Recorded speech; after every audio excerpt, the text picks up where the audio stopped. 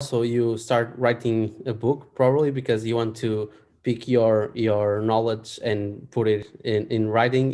I think it's the best way of also one of the best ways of passing knowledge to each other. And what do you what do you think that we'll have in this book, and how can this book help companies with these types of challenges?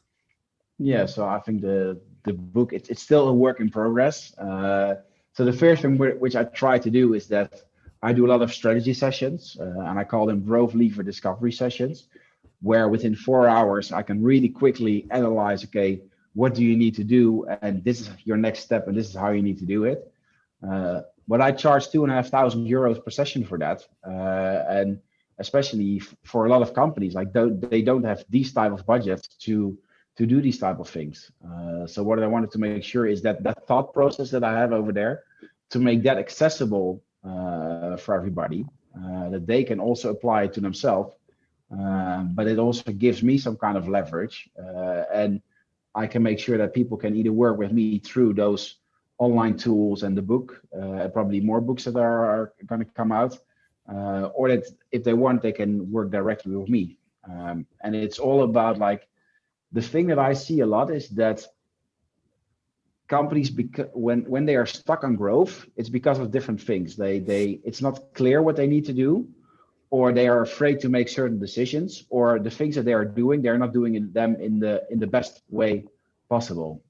So I'm now creating a model where I can help companies to really get clarity really fast. So you see what's in front of you, what you should do, what you shouldn't be doing, help them to make decisions.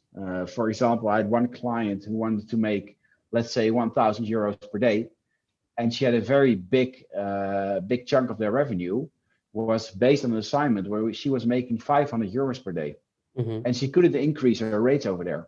Well, then you have a very interesting case, because you can do two things. You can keep continuing doing that work, but then you have limited yourself, like your upside is limited. Yeah. Or you make the decision, I need to fire that client, or I need to restructure that. And doing these type of things, that's really difficult. So I'm going to try to make that more accessible and transparent, and I show people how they can do that.